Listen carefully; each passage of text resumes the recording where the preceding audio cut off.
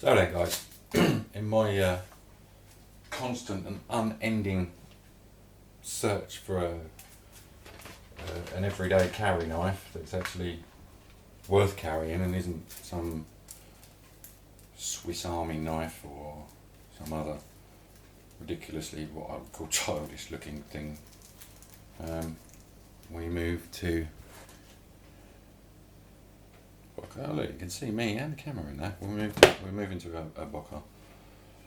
We've tried this one, which is a Chris Kane folder, but my belief, contrary to what Mr. Kane will tell you, is that it's not actually a UK legal carry knife. The knives in the UK that you're going to carry around with you every day and not need a reasonable excuse to have on you need to have a blade length of less than 3 inches and be non-locking. Now, clearly, this is non-locking. It's also a bit awkward to open, so a tad scary. This is non-locking, but let's take a look at this blade. That's pretty big. Now, I think what people fail to realise is this, from here, where the grind starts, to here, that's not the blade. The blade is from this point to here. So, in this case, you have to forgive me, you probably won't be able to see this, it's going to be upside down anyway. The actual cut length, the sharpened part of the knife, is somewhere in the region of just under 3 inches. Just under 3 inches. You can see that there. But the length of the blade is 3.5 inches. In my country, the way the police are with weapons, the way the general fucking population are with weapons, and they're all so terrified, that will probably find you in court. These days the police don't have a choice. If you've broken the law, or they believe you've broken the law, they have to arrest you. You have to be questioned, and all that entails. So, Chris Kane, I really wouldn't be selling this as a UK legal carry knife until you've been caught with it on you. Anyway, onwards. Onwards. We'll use Mr. Kane's knife to open this new shiny box. This is obviously, I've never even seen, touched or held one of these in my life.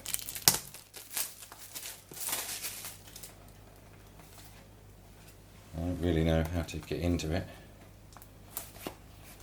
Oh look, there's a safety seal on a blade. What on earth is going on? There's a safety seal on a blade. So, can we guarantee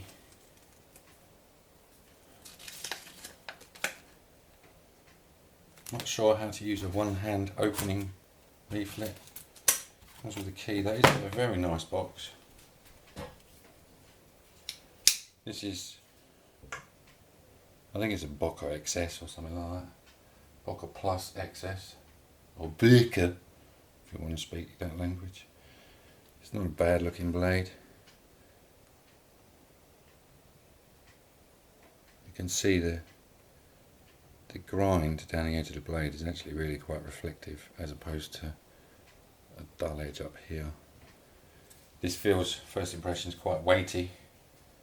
Should be quite difficult to close it on yourself because you'll keep your finger in the choil there. So that should actually stop it from closing on yourself. It's got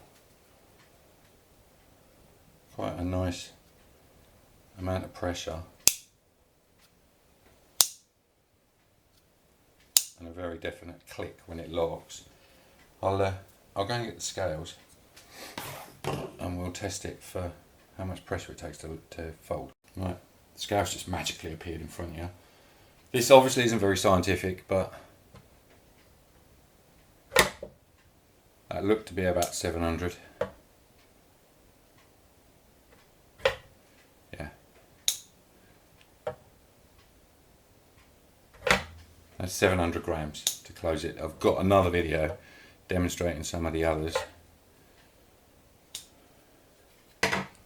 Like my boys Spyderco. That's about 700 as well. This Chris Kane is about 7,000. Matter of fact, I don't think you'd actually get it to close like that. 2 kilos. That's why I like this knife, but obviously I don't carry it around with me every day. This should be UK legal carry. The sharpened edge is about 2.5. The entire blade is just a mite over 3. So again, it might not necessarily be UK legal. You can see that it's just a tiny, tiny, weeny little bit over 3 inches. Let's get these out of the way. These, that. But yeah, it feels quite nice. It's a bit stiff, a bit bumpy, and a bit lumpy. Again, I've got really big hands, so I really struggle to open a knife this size with one hand. What I actually need is a 4-inch knife in order to be able to open it with one hand, because I can catch myself quite a lot with it. But we'll give it a go. You see, it's not very good. Obviously, with a bit of practice, I should be able to open it much easier than that. This knife doesn't flick open particularly well unless it's over halfway. So you need to get it to about here, then you can flick it open. But yeah, looks okay. First impressions, it's definitely weighty. It's a lot heavier than the one I normally use. It's about the same weight as this. Obviously, using a fire steel or anything like that is going to be slightly difficult. You could probably use the finger grip in here very carefully, like this.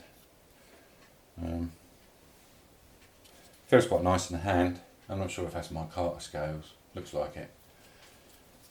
But 50 quid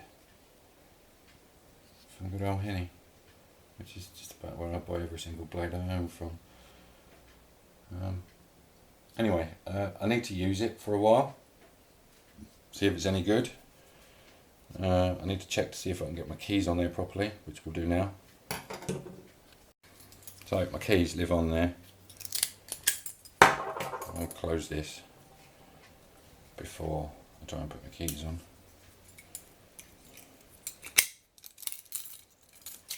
Wrong ring. So I've got an extra ring on these.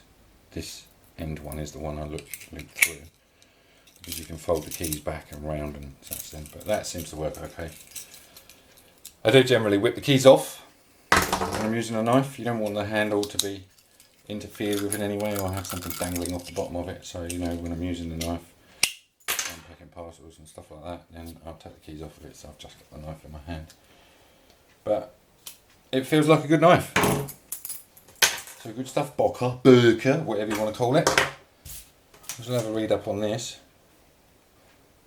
Not sure regarding one hand opening with a locking mechanism. Purchase and ownership are still absolutely legal. Carrying of a one hand opener with a locking mechanism is limited in some countries, but there are exceptions making it legal as well. We deliver the key for flexible and problem-free carrying of your folding knife. If you want to use it as a one-hand opener, if you want to temporarily convert it into a knife to be opened with both hands, just unscrew the blade lifter. So what the fuck, what sort of bullshit is that? Is that what they're saying? You take this off. That's their idea of one-hand opening. I don't know. I suppose it works. Anyway, thanks for taking the time to watch, guys. I'll let you know, give you an update on this in a few weeks when I've actually used it. See you later. Oh yeah, one other thing. Let's see how sharp it is out of the box. Thompson Local. This is difficult to do on camera without slicing your fingers open. But as you can see, it's pretty good. This Thompson Local seems to be grained, but that cutting all the way down, not too much aggro. Compared to my daily carry knife that I've been carrying for the last 2 years, which is absolutely atrocious because I'm really bad at sharpening knives, but it's sharp enough. As you can see, this doesn't cut very well at all.